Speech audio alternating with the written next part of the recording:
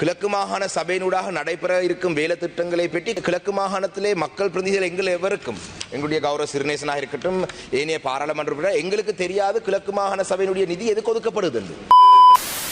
கௌரவ அமைச்சர்கள் உங்களுடைய பதில் வரவேற்கத்தக்க பதில் என்னென்றால் முழுமையாக இந்த விடயத்தை ஆராய்ந்து மிக தெளிவாக அந்த பிரதேசத்தினுடைய அந்த தற்பொழுது இருக்கும் நிலைமையை மிக தெளிவாக நீங்கள் சொல்லியிருக்கிறீங்க. அது வரவேற்கத்தக்க விடயம்.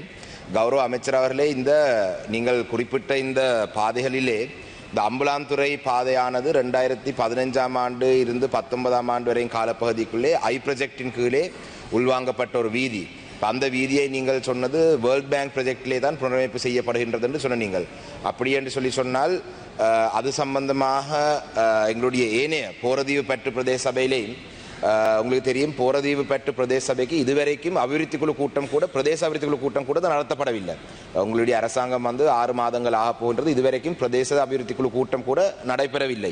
அப்ப இந்த போரதீவு பெற்றிலே இருந்து நீங்கள் சொன்ன இந்த பக்கியல்ல பிரதான வீதி என்று தான் நாங்கள் சொல்றது வெள்ளாவளியிலே இருந்து பக்கியல்ல உகன வீதி வரைக்கும் போகும் வீதி தான் அந்த சேதமடைந்த நிலையிலே இருக்கின்றது.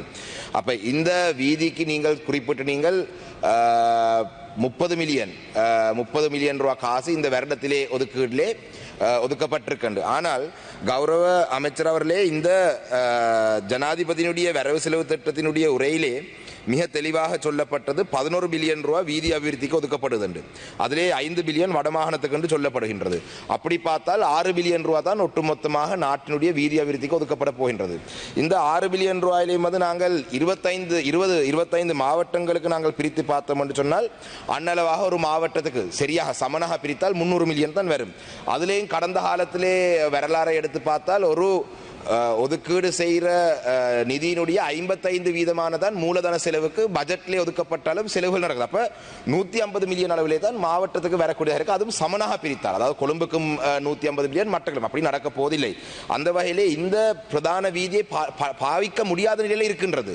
அண்மையிலே கூட ஒரு ஆம்புலன்ஸ் அந்த வாகனம் போக முடியாமல் மண்ணை போட்டு தான் வாகனம் போகக்கூடியதாக இருந்தது. அப்போ உடனடியாக உங்களுடைய அமைச்சின் கீழே என்றால் கடந்த மாதத்தில் நாங்கள் ஒரு கேள்வி கேட்ட பொழுது ஆர்டிஏக்கு சம்பந்தப்பட்ட வீதிகளை பற்றி நாங்கள் ஒன்றும் செய்யலாது என்று கேபினட் அமைச்சர் சொல்லியிருந்தார். அப்போ உங்களுடைய ப்ரொவின்சியல் கவுன்சில் மினிஸ்ட்ரியின் ஊடாக இந்த வீதியை உடனடியாக புனரமைப்பு செய்யக்கூடிய வகையான எதுவும் ஏற்பாடுகள் செய்ய முடியுமா?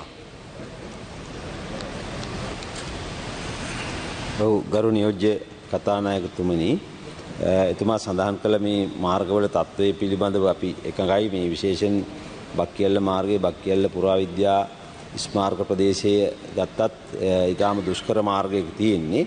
ඒ නිසා අදාළ ප්‍රතිපාදන අපේ රටේ ආර්ථිකයේ ප්‍රමාණයට සරිලන විදියට ගරු ජනාධිපතිතුමා විසින් වෙන් කරලා තියෙන මුදල් ඇමතුමා හැටියට ඒ කටයුතු කරනවා. ඒ වගේම තමයි අපි ප්‍රාදේශීය සම්බන්ධීකරණ කමිටු සඳහා සභාපතිවරුන් පත් කරලා තියෙනවා.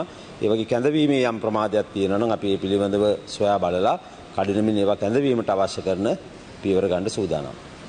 நன்றி கௌரவ அமைச்சர்களே.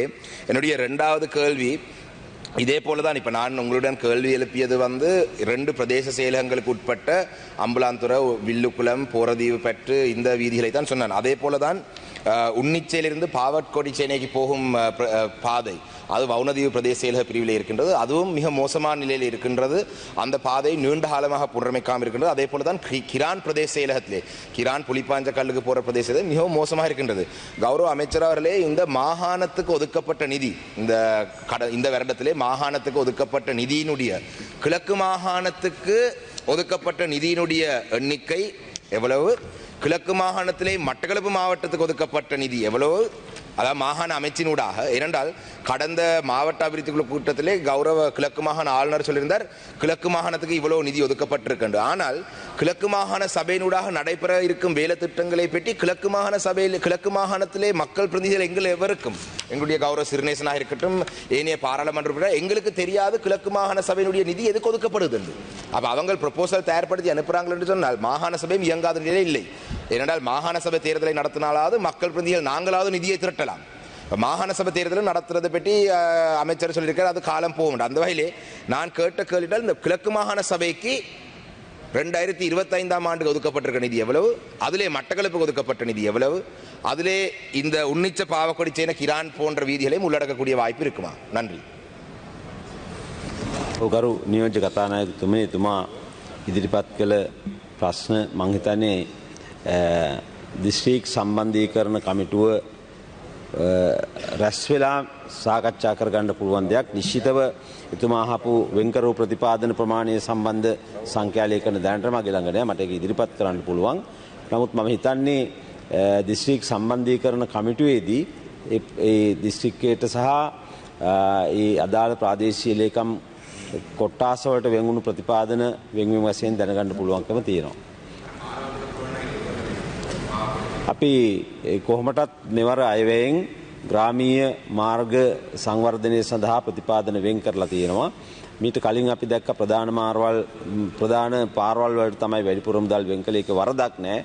නමුත් ග්‍රාමීය මාර්ග ඔබතුමාගේ දිස්ත්‍රික්කයේ වගේම අපි ඉන්න පුත්තලන් දිස්ත්‍රික්කෙත් බරපතල විදියට හානියට ලක් වෙලා තියෙනවා. ඒවා ක්‍රමිකව එකින් එක ප්‍රතිසංස්කරණය කිරීම සඳහා අපි කටයුතු කරනවා.